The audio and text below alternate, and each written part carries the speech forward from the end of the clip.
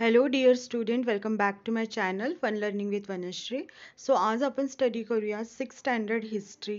त्यातलं first chapter आहे. Chapter name आहे the Indian subcontinent and history. बघा, इंडियन सबकॉन्टिनेंट याच्यामध्येच आपल्याला समजून येते की जॉग्रफी आहे, की कुठेतरी जॉग्रफी आणि हिस्ट्रीचं रिलेशन इथे आपल्याला दाखवलेलं आहे. हे आपण कशा पद्धतीने दाखवलेलं आहे किंवा कसं रिलेशन असतं हे आपण लेसन थ्रू समजून घेणार आहोत. आता याच्यामध्ये 3 पॉईंट्स आपल्याला दिलेले आहे. 1.1 geographical conditions and the course of history. Second आहे 1.2 जॉग्रफिकल फीचर्स ऑफ इंडिया. 1.3 आहे the Indian subcontinent. First point आपण बघूया. बघा, 1.1 Geographical Conditions and History. In the 5th standard, we saw at some length that there is a close relationship between man and his environment. So 5th standard मध्ये आपल्याला माहिती आहे की आपल्याला आदिमानवाची आपल्याला अभ्यास होतं. जे आदिमानव होते ते कसे राहत होते, कशा पद्धतीने वागत होते, त्यांचं रिलेशन कसं होतं नेचर बरोबर, एन्व्हायरमेंटमध्ये ते कशा पद्धतीने इव्हॉल्व झाले, या सगळ्या गोष्टी आपण अभ्यास केलेल्या आहे. We saw how the changes in the lifestyle of the early man and his technology were related to the changes in his surroundings. So जे ॲन्सेस्टर होते ते काय यूज करायचे, आधी ते स्टोनपासून जे दगड असायचे त्याच्यापासून टूल्स बनवायचे, ते टूल्स वापरायचे. त्यानंतर बोन्सपासून बनलेले टूल्स पण वापरायचे. तर हे याच्यामध्ये कशा पद्धतीने त्यांनी स्वतःला चेंज केलं होतं, त्यांच्या सराउंडिंग एरियामध्ये जे सराउंडिंग्स होतं त्या सराउंडिंग्सशी निगडीत त्यांनी स्वतःला कसं चेंज केलं होतं. We also reviewed the history of human civilization from Stone Age to agricultural civilization. Stone Age म्हणजे ज्याला आपण अश्मयुग म्हणतो, जे दगडाशी रिलेटेड होतं. लोक केव्जमध्ये राहत होते त्यावेळेस. त्या लोकांचं जे ट्रान्सफॉर्म आहे किंवा त्या लोकांनी स्वतःला कशा पद्धतीने इव्हॉल्व केलं आणि ते ॲग्रिकल्चरल सिव्हिलायझेशनमध्ये आलेत आणि कशा पद्धतीने त्यांनी आपली सिव्हिलायझेशन नदीच्या काठाला, बँक्स ऑफ द रिव्हर्स म्हणजे नदीच्या काठाला कशा पद्धतीने समृद्ध केली, हे आपण 5th स्टँडर्डला शिकलेलो आहे.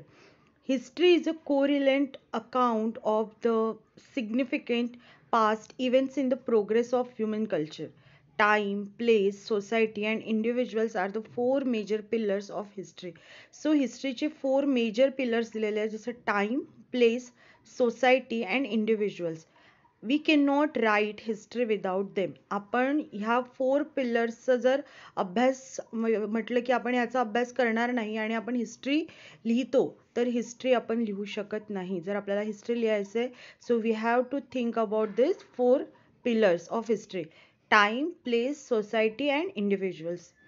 We cannot write history without them. Of these 4 components, place is related to geography and geographical conditions. Place जे स्थळ आपण म्हणतो ते कशाची रिलेटेड आहे, तर geography आणि geographical conditions.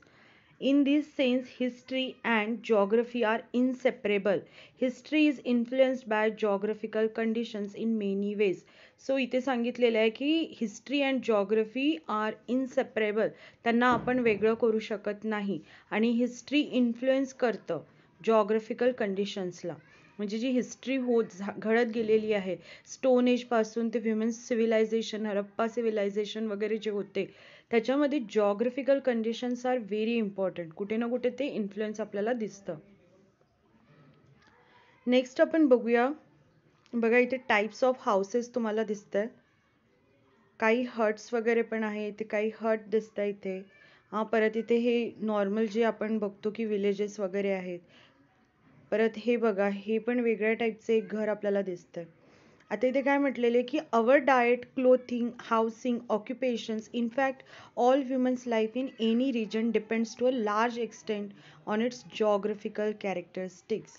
आता इथे सांगितलेले की जे व्यक्ती असतात त्यांचं राहणीमान, त्यांचं कपडे घालण्याचं, त्यांचं पोशाख, त्यांचं घर, त्यांचं व्यवसाय, हे सगळ्या गोष्टी जॉग्रफिकल रिजनवर डिपेंडेबल असतात. ते कसं आपण पुढे बघणार आहोत. आता बघा, त्यांनी एक एक्झाम्पल दिलेलं आहे. The life of the people in hilly regions is more strenuous than that of the people on the plains. म्हणजे जे प्लेन्स एरियामध्ये राहतात, जे ग्रासलँड एरियामध्ये राहतात, प्लेन्स रिजनमध्ये राहतात, त्यांची लाईफ थोडीफार चांगली असते, छान असते. कंपॅरेटिव्हली हिली रिजन्सच्या लोकांमध्ये. जे हिली रिजन्स म्हणजे जे पर्वताच्या भागावरती ज्यांची सिव्हिलायझेशन आहे किंवा जे लोक राहत असतात त्यांची लाईफ थोडी कठीण असते कंपॅरेटिव्हली प्लेन्स रिजनमधल्या लोकांपेक्षा. बघा, while in the plains it is available on a large scale, that is why grains and vegetables are scarce in hilly area. हिली एरियाजमध्ये व्हेजिटेबल्स ग्रेन्स हे भेटत नाही किंवा इझिली अवेलेबल नसतात. कंपॅरेटिव्हली प्लेन्स एरियामध्ये ते इझिली अवेलेबल असतात. In comparison, people on the plains get them in a sufficient measure. Naturally, this has an impact on the diet of the people. In hilly regions, people depend more on hunting and gathering for their food. So ही गोष्ट कुठे ना कुठे impact करत असते लोकांच्या डाएटवरती. आणि त्याचमुळे जे हिली रिजनचे पीपल्स आहेत ते काय करतात, ते depend more on hunting and gathering for their food. Hunting करतात, फूड एकत्र करतात, कलेक्ट करतात फूड, आणि हेच त्यांचं कारण. ते ॲग्रिकल्चर करू शकत नाही हिली रिजनमध्ये राहत असल्यामुळे. So lifestyle of the people of the hilly regions at those of the plains. The climate, rainfall, agriculture, produce, flora and fauna of the region where we live are the source of our livelihood. Flora and fauna म्हणजे तिथलं जे निसर्ग आहे, climate असेल, rainfall असेल, agriculture produce असेल, flora and fauna म्हणजे तिथला निसर्ग असेल, वनसंपत्ती असेल, ह्या सगळ्या गोष्टी कुठे ना कुठे आपल्या लाईव्हलीहूड म्हणजे आपल्या जगण्यावर इम्पॅक्ट करत असतात. The lifestyle and culture of a region develops with their support. Human settlements have flourished wherever the means of living are plentiful. इथे सांगितलेले की लोक ह्युमन सेटलमेंट्स तिथेच फ्लरिश झालेले आहेत, तिथेच समृद्ध झालेले आहेत जिथे लोकांना सगळ्या गोष्टी निसर्गाकडून भेटत गेलेल्या आहेत. निसर्गाकडून जर ज्या गोष्टी भेटलेल्या नाही आहेत तिथे लोकांचं जीवन हे कठीण होतं, जसं हिली रिजनमधलं आहे. Over a period of time these settlements develop further into villages. जे छोटे छोटे सेटलमेंट्स होते काही टाइम पिरियड नंतर ते सेटलमेंट्स कशात कन्वर्ट झालेले विलेजेस आणि टाउन्स मध्ये.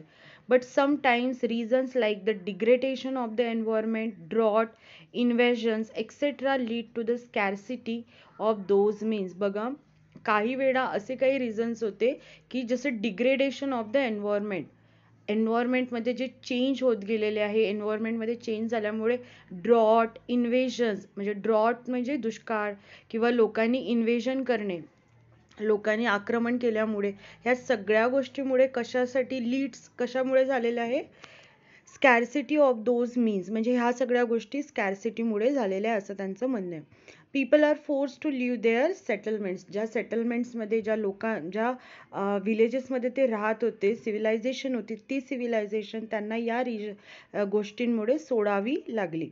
Villages and towns become deserted. Villages आणि टाउन्स जिथे लोक राहत होते ते आता डेझर्टमध्ये कन्वर्ट झाले, म्हणजे वाळवंटामध्ये कन्वर्ट झालेले असं त्यांना म्हणायचं आहे. We see many such instances in history. Thus, we see that there is a very close relation between history and geography. आणि म्हणूनच जॉग्रफी आणि हिस्ट्रीमध्ये खूप जवळचा संबंध आहे असं सांगायचं आहे. सो जेव्हा जेव्हा नेचरमध्ये, एन्व्हायरमेंटमध्ये ड्रॉट झालं किंवा इन्व्हेजन झालेत, काही परकीय लोकांनी आक्रमण केलं, त्यामुळे सुद्धा भरपूर गोष्टींना लोकांना फेस करावं लागलं आणि जे सेटलमेंट्स होते ते लोकांना सोडून दुसरीकडे शिफ्ट व्हावं लागलं. तर याच्यानंतरचा जो 1.2 आहे हे आपण नेक्स्ट व्हिडिओमध्ये बघूया. तुम्हाला 1.1 समजलं असेल तर नक्की व्हिडिओला लाईक करा, शेअर करा, सबस्क्राईब करा. Thank you for watching.